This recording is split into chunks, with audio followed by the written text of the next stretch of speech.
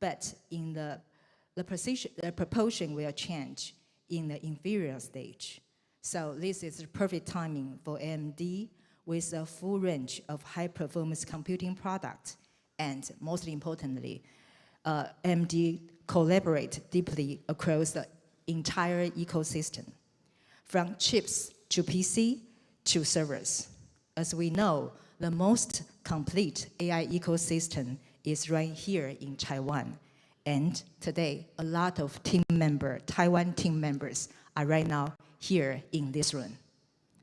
So this is why Dr. Su is so special and so unique and the best speaker for this forum today. Unlike competitors who prefer the closed system, I know he has changed a little bit, but Dr. Su bet on the open ecosystem. After 12 years at the top, she believes no one can win alone. So I think I already talked too much. This time, please join me to welcome Dr. Lisa Su on the stage.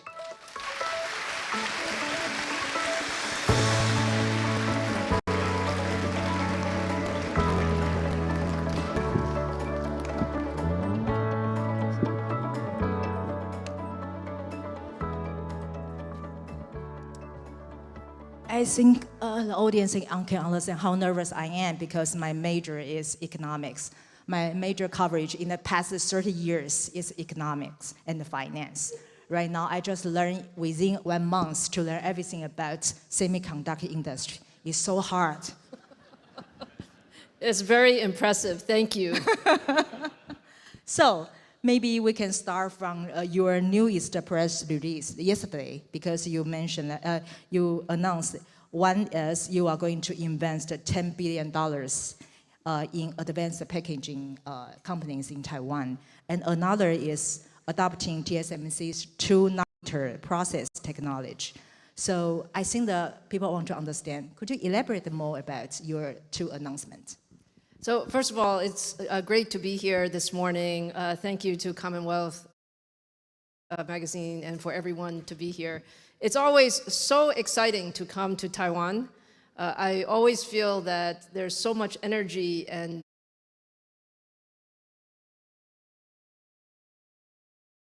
there's no other place in the world that has so much semiconductors in a small, very small area. But yes, it's been a very exciting week for us, and we're in this time right now where the semiconductor market and the AI market has never been growing faster. Every month, we're surprised by how much growth there is. And every time we look at the usage of the technology, we're convinced that this is the highest growth time for the market. And as a result, for AMD, our strategy is to lead in high performance and AI computing. And to do that, we must have a very strong supply chain, and we must have very strong partners. So we've been working very closely with all of our partners here in Taiwan. Yesterday, we hosted a customer symposium with over 150 of our partners, and many are in the room today. And our announcements this week are 2. The first announcement is around the progress that we've made with TSMC. So TSMC has been a tremendous partner for AMD, and I would say is a key reason that we have been so successful. And what we wanted to be was the first to really ramp a 2-nanometer HPC technology. So we're happy to announce that our newest CPU chip, Venice, has started its production ramp here in 2-nanometer. So it's very exciting for that. And then the second piece is around the supply chain. So I think all of us in the industry recognize that this is the time we have to invest, because we need to have enough capacity for the next 1, 2, 3 years. But it's a lot of investment that's required. So AMD is partnering with a number of companies here in the Taiwan ecosystem. Because we're leading in advanced packaging and we're leading in high-performance computing, we are co-investing to build both the technology and the capacity about over $10 billion for, if you think about all of the advanced packaging, substrates, test capacity, rack scale integration. And it's first of all, it's a big vote of confidence for this is the place where the technology is the best. And it's also very, very important for AMD's long-term growth. So thank you for all of the incredible support here. So Dr. Su, I want to follow up because I'm a journalist. Let me clarify it. You say you want to collaborate with advanced packaging. So how will you participate? Is it share the cost, research cost, or? Yeah, we do. So if you look at our technology, we have been very aggressive in the use of 2.5D technology, CoWoS technology, EFB technology. We're also very aggressive in using 3D technology. And for all of those technologies, we are very often the first user to use it at volume. So we collaborate with the ecosystem and we ensure that we're making investments upfront to have the capacity available as we ramp over the next several years. And as we have seen, the demand keeps going up. And so we're asking our partners to ramp faster, and we should absolutely share in that investment. I see. Okay, so that's clear right now. So since you mentioned the packaging and also the processing company like TSMC, I want to understand what's your forecast. What opportunity do you see in the Taiwan semiconductor ecosystem in the next 5 years? Well, I think what is so special about the Taiwan semiconductor ecosystem is it has every part of the ecosystem, starting from the basic materials all the way through the advanced process technology to the back-end technology to the systems, our OEM and our ODM partners, and now building to rack scale manufacturing. All of those pieces need to work very, very closely together. And the only place in the world that has all of it together is right here in Taiwan. So we all view that this is really the center of the advanced technology that we're bringing out. I think what's different today, I would say, is in addition to needing the overall, let's call it end-to-end, we're also finding the need to have manufacturing capabilities around the world. And so many of the partners in the Taiwan ecosystem are now also expanding outside of Taiwan. And I think that's a really good thing because semiconductors are so important to the world. Having the geographic capability is very important. Just as you mentioned, that a lot of companies right now start to go global. Originally, semiconductor industry are all in Taiwan. So what's your suggestion to those companies that are going global? As I said, I think it's a very important thing. What we're finding is maybe 10 years ago, semiconductors were viewed as very special. So only very technical people understood or very kind of specific. Now, if you look at everywhere, either you're talking about businesses or you're talking about countries, everyone sees the semiconductors as essential. It's the most important kind of baseline foundation for computing. And as a result, I think for our Taiwan colleagues, because you have such a special capability, being able to participate more in the global ecosystem is actually a really good thing. I know it's not that easy because every country has its different way of doing things. But I think it is very worthwhile to participate in that global ecosystem. Certainly, I can say in the US, it's very clear that the US is trying to build more manufacturing capability. That doesn't mean there's any way that the US can build all manufacturing capability. It's impossible. There's just too much requirement. But it does mean that having a very diverse ecosystem, I think, is a good thing. And for those of our partners that are building around the world, we're certainly supporting all of that. But as you mentioned, it's quite difficult, challenging for a lot of companies, especially in the management skills, right? So any suggestion to the companies for the management? Well, my view is that I never saw any sort of leadership team or capability more capable than the leadership teams of our Taiwan colleagues. So Wow. very, very capable.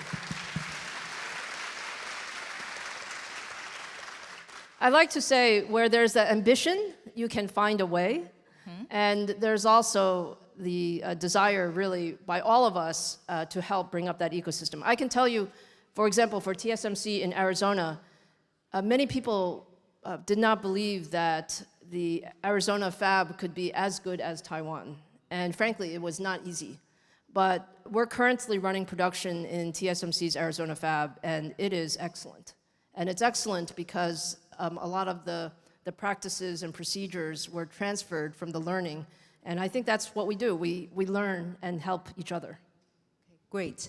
Actually, during the past, when we get into the ballroom, and I asked asked Lisa, what's her feeling about the Taiwan supply chain, and she gave me a very unique answer.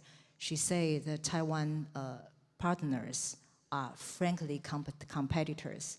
Could you say that again to the audience? Okay, so Yishan was asking me, what do I think is different about the Taiwan ecosystem? And I mentioned that last night, every year, I actually bring my leadership team here together to meet with our most important customers and partners. And it's an opportunity for us to talk about our latest priorities and our technologies, but its biggest reason is to appreciate and say thank you. So we had a very nice banquet last night, and everybody is so friendly. Everyone loves each other. Even if they're competitors, it doesn't matter. So cool. I asked why. What's your explanation about why people are so friendly to each other, even enemies? I didn't say enemies. You said enemies. I say that. No, I think the why is, actually, I really believe this. I think we grew up together. When I say we, I think the entire team, when I think about, I see in the audience, Emily and Jeff and Menis, we grew up together, right? We grew up when, as I said, 10 years ago, people didn't care so much about semiconductors. People don't even understand what is high-performance computing or what is rack-scale integration. But we were working hard at that point, and now what I'm really happy to see is all of our friends and colleagues are so successful because the time is right. The time right now with the technology, the capability, and then I think the spirit of the entire Taiwan ecosystem is such that there's so much success, and I think that's a really good thing. Yeah, that's good things. So let me back to the title of this summit, is AI Everywhere. So I think in your CES speech, you mentioned you give a very big and broad expectation about you said that we will see a 100 times increase in compute capacity and the user growth from 1 billion to 5 billion within 5 years. So could you explain what's the driving that level of expansion? So I believe that AI is the most important technology that has occurred over, let's call it the last 50 years. And we've had a lot of other technologies, like when the mobile phone came out, we thought it was very special, and when cloud computing came out, we thought it was very special. But AI is actually different than that. The reason AI is different, I believe, is we have found a technology that everybody can benefit from.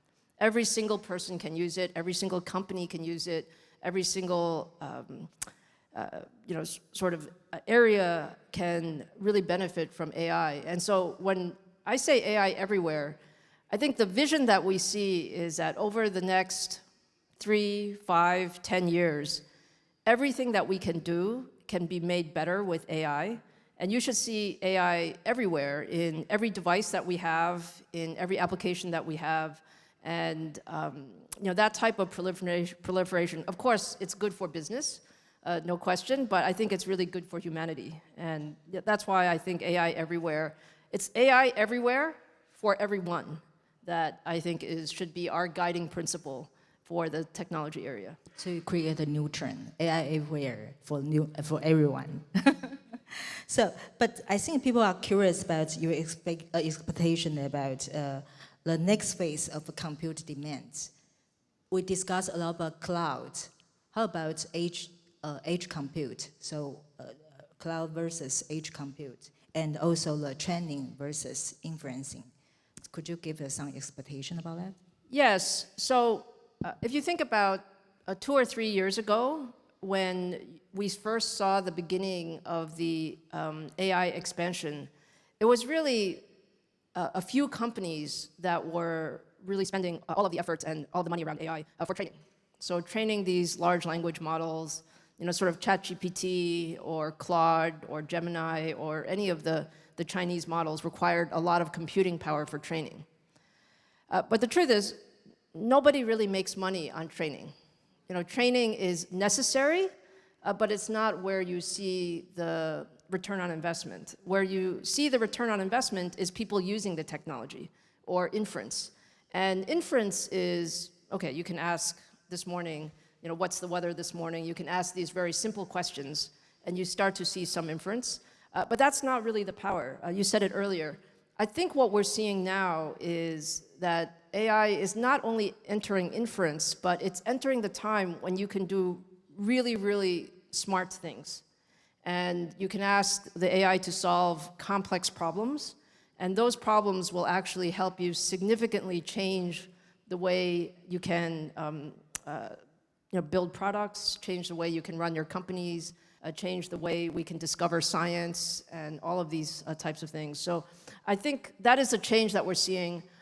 It's been very, very fast. That's what's different about the current cycle. Usually, technology doesn't change so fast. Usually, it changes in maybe a couple of years, you see changes. Now we're seeing every couple of months, the technology is different, and the capability is different. And the models are getting so much better. It's still very early in the cycle. It's still not good enough. But every few months, you're seeing so much progress that that's what's driving the demand. So, also in the introduction, I say you have a forecast about 8 GPUs to 1 GPUs in the past. That's very technical for a finance journalist.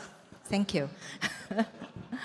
How about when will we see the 1 GPU to 1 CPU? Actually, pretty soon. Pretty soon. I think the key thing, if you think about GPUs or CPUs, the details are not that important, but the higher level point is everyone gets so excited about GPUs. The last few years, GPUs have grown so much. And my fundamental principle is when you're trying to enable AI everywhere, you need every kind of computing. And now you're starting to see that. So you're starting to see CPUs grow. You're starting to see also some ASICs grow. And as I said, the timing is actually pretty fast. Right now, I would say that we're seeing more and more agentic AI. The way to think about agentic AI, if I can give you a picture in your mind, Ishan, is you have, today, you're a wonderful, very capable journalist, but you have to do your own research. And maybe your ChatGPT or your AI can help you research Lisa Su. Actually, she did very good research. I think she knew everything I ever said, ever. 10 years. Even I did not remember who I talked to, but she told me that I said this to this person. But if you had 10 agents, then you can actually, you can do all of that at one time. You don't know I use Gemini.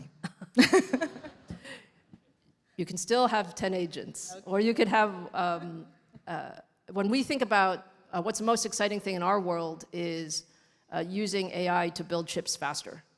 So Right now, for a very advanced chip, it may take us 2 or 3 years from beginning to end. If I can cut that in half, if we can cut that in half, that means we can build many more products and satisfy much more of the demand in the market. So I think that's the power that we're looking for. Thanks. I think next question I will going to ask about the bottleneck, because of the supply chain, there's a shortage of the CPU and a lot of HBMs. What's the biggest bottleneck you think for the AI supply chain right now, and how to address this issue? Well, I think we see bottlenecks everywhere. Wouldn't you say just about everywhere? I think Emily not. But they're being solved quickly. So the thing about the semiconductor supply chain also is this is a very aggressive, very capable supply chain, which once you see a bottleneck, you find a way to solve it. So yes, I think today there's a lot of concern about, for example, memory tends to be in a bit of a shortage today, which is true. But there are ways to solve that as well. You know, CPUs, we're ramping up capacity very much, so we ask all of our partners to help us. Other bottlenecks include just power. As we think about, you know, power in the various places, you know, we need to be able to build data centers and capabilities. I don't think it's any one bottleneck. I think together, what we're seeing is that we didn't quite predict the demand to go up this fast. And we're all so excited, we want to catch up to that demand, and so we're working very hard to solve those bottlenecks, and I think we're making great progress. So from our standpoint, I think the entire ecosystem, I have to say, a big thank you, because everybody is making great progress to bring on more capacity. And the foundation is very positive, which is the world needs more AI computing, and we're able to deliver that with the entire ecosystem together. Since we mentioned the bottleneck, I think that 3 years ago you promoted AI PC in Computex, but I think there's quite a delay a little bit. So I just wonder, what's your forecast about AI PC in the future? I'm actually very optimistic about AI PCs. I think with new technology, it always takes a little bit of time. So the beginning AI PCs, you could not see the real application usage that easily. It was only for experts. But I would say today, the most interesting thing about AI PCs is we all have our need for AI, but we also care a lot about privacy. We don't want everybody to see our personal information, so you don't want to send it somewhere. And you also want it to be local, so you don't always have to connect to the cloud.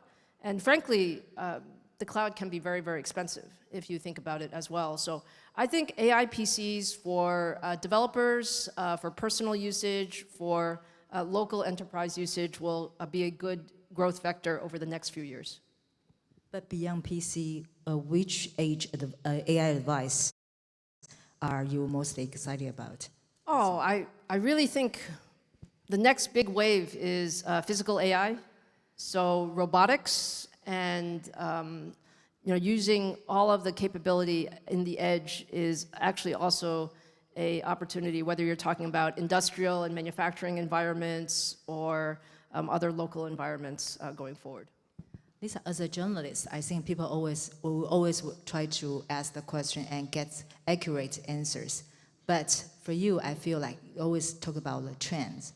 It's really hard to give an accurate timeline about when things What happen. kind of accurate answer would you like? For example, we will see AI PC growth like 20% in next year or next 2 years, something like that. Let me think. My PC head is sitting in the audience. I should ask Jack, what should we say? I think we will definitely see AI PC growth, without a doubt. Significant double-digit growth in AI PCs. The exact number is not so important. Yes. I keep hitting that. Yes, the important thing is, are we investing in the right places? And what I will say for sure is nobody should doubt that AI PCs will be important. And the more AI computing that we put at the edge, the more we can get that AI everywhere vision to become a reality. Yeah, maybe we can follow up with social issues, because you mentioned eventually we have the AI and everywhere and even in the age. So before that, what kind of preparation you think the companies or the society can prepare for that, especially for the employer or the company management? Probably one of the things that I recommend when we think about how to use AI is we actually have to think about overall AI strategy from a high level, not just a very low level. In other words, some people think, oh, is AI going to take away people's jobs? So should I be worried that on the employee side that your jobs will be less, or on the business side, oh, I can save so much money? That's two ways to look at it. I think that's actually the small part of AI. You know, the big part of AI is how can I do something very differently? And that means that you have to retrain your workforce.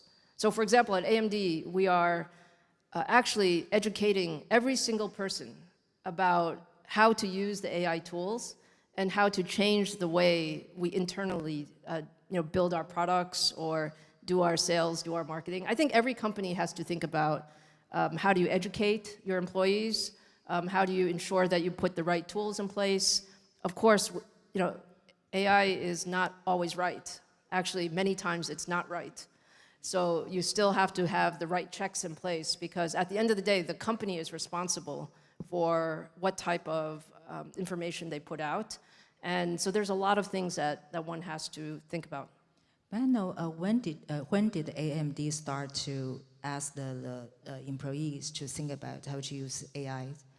Well, we have been doing that for the last 18 months, but particularly the last 12 months, I think we've been much more aggressive in terms of helping to train employees. Not employees are interested, but actually to have a real training program, an education program. So could you give examples of what kind of education program you provide in AMD inside? We have, basically you would take a class, it might be an online class, and there were very different levels of the class. So there's basic level, then there is, if you're a specific type of engineer, you would take this type of class, and if you're more sales and marketing, you have a different type of tools. But it's different by tools, because this is, actually, we're all learning together. I don't think any of the framework is finished yet. We're all learning together how to be more productive with the use of AI. Nice. So maybe move to another part is partnering together. So I think AMD is very strong advocate for open system. So I just wonder, because you opened the standard through like initial several initiatives like ROCON and Wjdhewgh, I think you are the strong advocate. Do you think the AI hardware industry will repeat like a PC industry? I mean, for the PC industry, people have a Intel standard. So every company can participate according to the fixed standards. That's why Taiwan PC ICT industry grow. So what do you think about AI hardware industry? Yeah, I'm a big believer in open ecosystem. And the reason for that is our philosophy is that there's no one company that has all of the best ideas. In fact, there's no one product that's a best product, and the best way for us to provide all of the technology that's required in the world is for us to have an open ecosystem, which means hardware is open, you can use different types of hardware for each application, and with that you need the right software capability as the right standards. I do think that you will have some open ecosystem, and then you will also have some closed ecosystem. But in the end, the open ecosystem is very, very powerful. And we want that individual companies can differentiate and have their special sauce, but we all still are able to work together. So do you think the dual standards will coexist? I think so.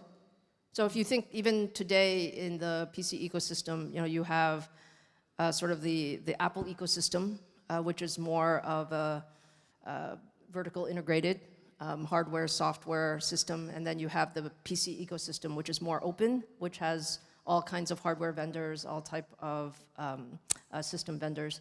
And both have their merits, but in this case, I think open ecosystem will grow faster. Open system will grow faster. So you think if here is a lot of supply chain members, if they try to participate, what's your suggestion to the open ecosystem? Well, I think we always talk about how can we leverage a, let's call it a reference design and capability, but still allow individual differentiation so that companies can show what is their unique value. So I think the next question is about still follow the PC industry, PC history, because in the PC history, people say the Intel, the standard setting person, and the computer brand get the most value. So what's the value chain you think in AI hardware industry? Who will gain the most? Well, by the way, I should say something. I think AMD share is actually pretty good in the market these days. Do I need to check with the audience? Well, I could say that the thing about the open ecosystem is you will have different types of vendors. For example, today in processors, you have x86, you have ARM, you have a number of vendors. It depends on the application, which one is the most, which one fits the application best. So this is back to this notion of, this is a really, really big market. The way you should think about it is this world is completely different than the quote-unquote Intel model from 10 years ago. This is, we see the semiconductor total market right now is over $1 trillion, and we can see very significant growth rate over the next 5 years. I don't think there's going to be one answer for all of that. It's just impossible. There's too many applications, there's too much work to do, which makes it a great place for all of us to find what are the things that we're going to be best at. Like, for example, in AMD case, we don't say that we're the best at everything, but we know that our focus is to be the best at high-performance computing and AI.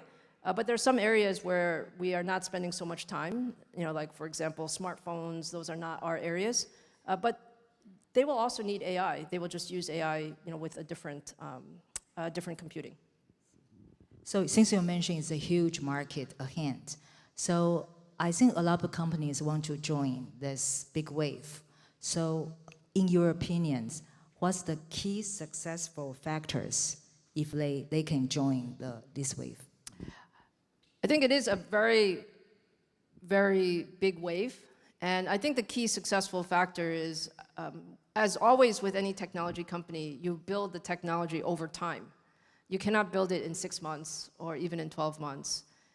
It usually takes 3 to 5 years to have a strong vision and then to be able to find that place. So I think for people starting, it's to find the places where you can make the most impact. But I think what I said earlier is true, is for those of us who have been in this industry for a long time, I think we should feel confident. People sometimes talk about AI bubble. They ask all the time, can this be real? Should we really invest so much right now? And my answer is, this is definitely real. And we are still so early. Like the way we view the current opportunity is, I would say, if you think about a baseball game, maybe we're in the 3rd inning of still 9 innings. And that means that there's still a lot of innovation to happen and a lot of opportunity for all of us in the ecosystem. As you mentioned, it maybe takes like 3 to 6 years. It led me to think about your experience in AMD when you took the office in 2014, and you did 2 big decisions, and you create the Zen architect. It's a new chiplet architect. During that period, I think it took 5 years to have this finish. During that period, how do you pass through this, all the suffering and the bad days? Suffering? Yeah. A lot of speculants. I don't know that I would say that. What I would say is, when I took over as CEO of AMD, many people asked me, why do you believe you can be successful? We had big competition, you know, maybe there were many, many more engineers, many more resources. The reason that I fundamentally believe that we could be successful is, you know, technology is one of those places where you kind of have to see ahead of the curve. And we were pretty sure that high-performance computing was going to be important. And there's very few companies that can actually build high-performance computing chips and capabilities. And so we believed that we could do it, but we had to do it in a different way, and we couldn't do the same thing that the entire industry was doing. So we made a bet. We made 2 bets. Actually, you said them very well. The first bet was a bet on TSMC. And I think that's turned out to be a really great bet for us. And Still bet yesterday. and the second was that the silicon technology was getting so complicated that you needed to break it up into pieces and really rely on advanced packaging.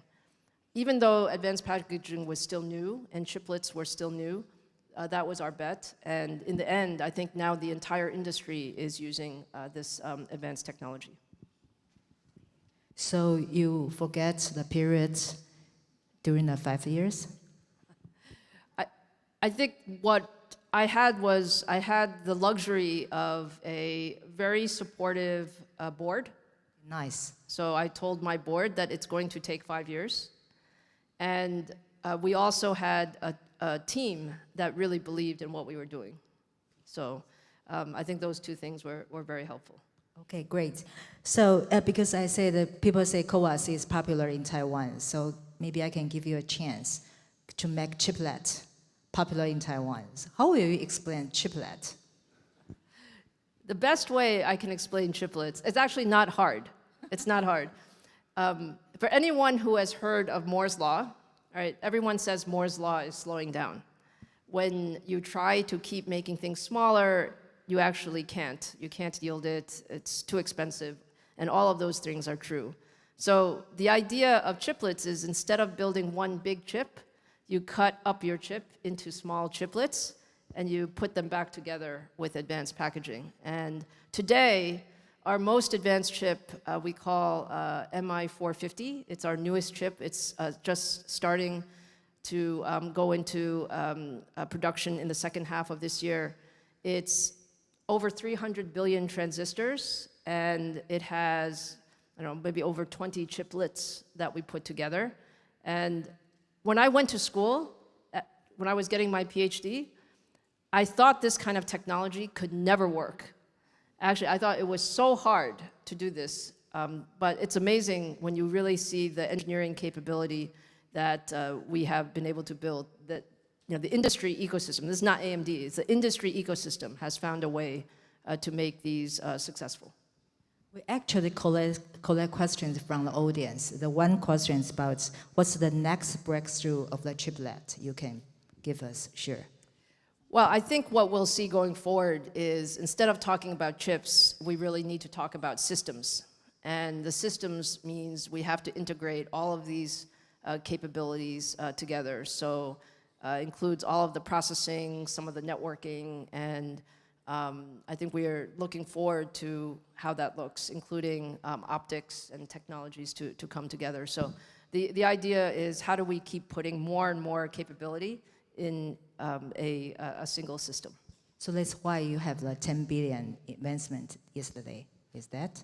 That is one very big reason. I see, okay. So maybe we can move to, because we have 5 minutes left. So I want to explore some leadership issues with you. You are already in this position for 12 years.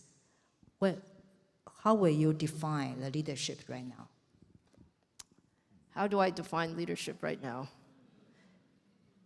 I would say that the most interesting part of being CEO of AMD is how much every few years we're actually running a different company. Because the technology is completely changing, the scale is completely changing.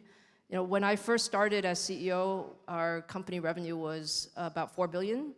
And last year, our company revenue was 35 billion. So it's a lot more people, it's a lot more customers, but it's also a much bigger, what I really enjoy is to see the technology have an impact on the world. So you like change? I like change. I don't like to get bored. How is that?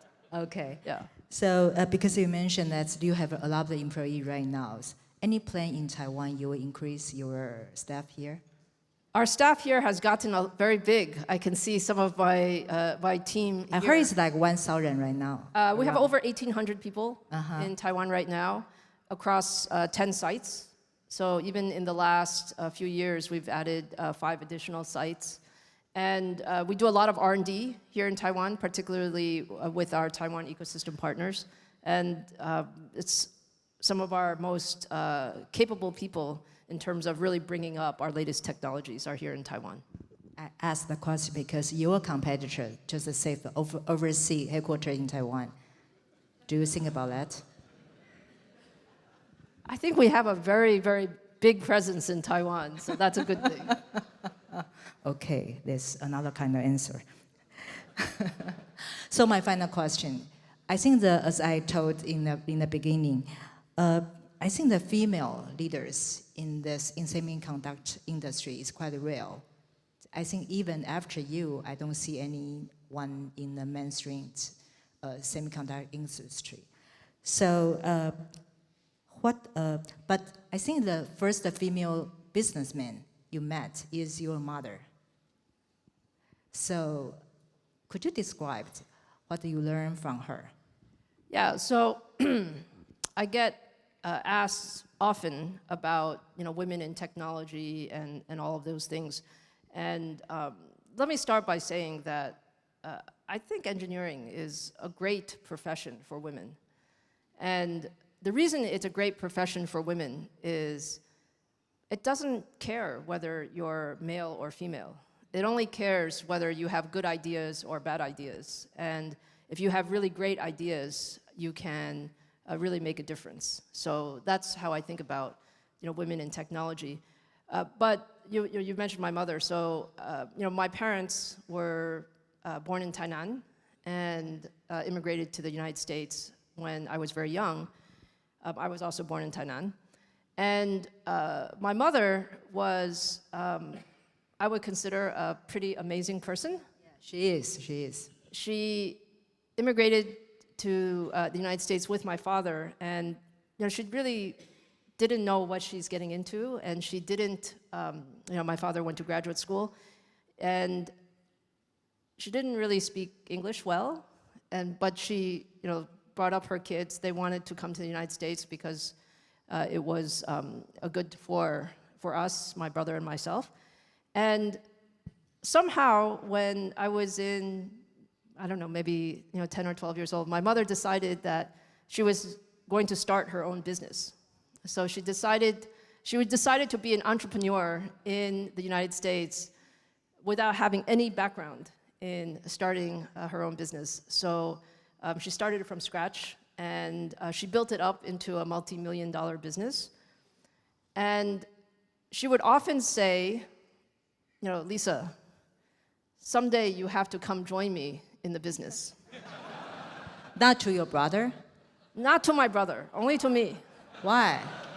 I don't know, Have you ever asked? And actually, she would say this even after I went to AMD. She would also say this. Yeah.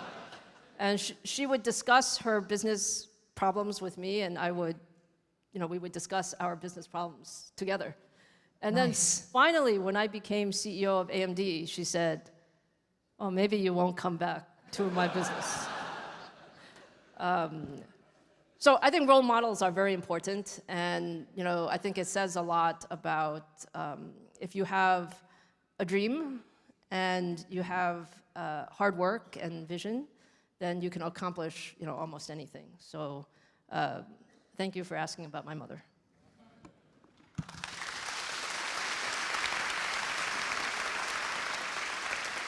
I ask because Commonwealth is founded by a woman. So we can fully understand that if we have a dream, we can accomplish a lot of things, no matter what gender you are. So I think we all will run out our question and 1 hour time.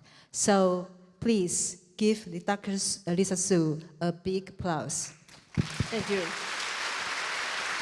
Thank you very much to Yishan and Dr. Lisa Su. We're going to do another photo on the stage, and we will have to remove the chairs. So would you please stand up and wait on the side for just a bit? Thank you very much. 我们再次谢谢我们的 Dr. Lisa Su 苏博士以及Yishan呢带来这么精彩的对谈哦。Yes, some takeaways from the talk. Keep working hard. Keep solving problems. Keep investing in the right place, and we'll continue to turn visions into reality. 我们再次谢谢 Lisa 以及Yishan呢带来这么精彩的这个分享哦，针对 AI 的趋势以及我们如何共创产业的新未来。那接下来呢，我们要邀请几位昌明道的贵宾到台上来一起合影 ，OK？And now， 我们的同仁是带领我们的2位贵宾到合照的定位。那同时呢，我们要有请玉山金控暨玉山银行黄南洲董事长 joining us on the stage for the group photo. We'd also like to welcome Joseph Huang, Chairman of Esam Financial Holding Company and Esam Bank. 伟影科技洪丽宁董事长及策略长 Emily Hong, Chair and Chief Strategy Officer of WeWin. Semi 国际半导体产业协会全球行销长台湾区曹世伦总裁 Terry Cao, Global Chief Marketing Officer President of Taiwan at Semi, 以及我们天下杂志的2位共同执行长，有请万宇共同执行长以及叶云共同执行长 and also co-CEOs 万宇乌 and Yun Ye of Commonwealth Magazine. Would you please also join us on the stage for the group photo? 好的，我们先看向前方大会摄影师的镜头。Please look the camera in front of you first. OK， 那接下来我们在拍1张之后，我们再看向后方的媒体的镜头。All right， OK， All right，one more， 向 to the cameras in the very back， 我们看向后方我们媒体镜头。OK， 看向 to your right， 看向右边 ，and then to your left， 看向左边。好，我们最后再回到中间 and back to the middle one more time. 3, 2, 1. 好，我们再次给我们台上的贵宾苏姿丰博士一个掌声。Thank you once again to Dr. Lisa Su, and thank you so much for being such a perfect role model for so many of us here. Thank you once again. 我们再次给 Lisa 一个掌声。Let's hear it for Lisa one more time. 再次谢谢苏姿丰博士呢带来这么精彩的分享哦，各位贵宾，接下来呢是我们中场休息时间，我们场外呢备有茶点，请各位贵宾自行取用。我们休息到10点40分，休息到10点40分呢，请各位贵宾再次回到会场，我们还有下一场非常精彩的座谈。那同时呢，我们在荧幕上要秀出来的。也就是，如果大家想要持续深耕我们 AI 领域的话呢，7月29号天下管理高峰会超越 AI 共治管理新时代，我们会邀请《时代》杂志选为全球 AI 领域最具有影响力的100大人物，华顿商学院莫里克教授跟我们分享企业在 AI 时代如何重塑新的样貌，如何探寻新的商机，都欢迎大家呢可以扫描荧幕上的 QR code， 现在报名可以享有早鸟优惠。好的，那。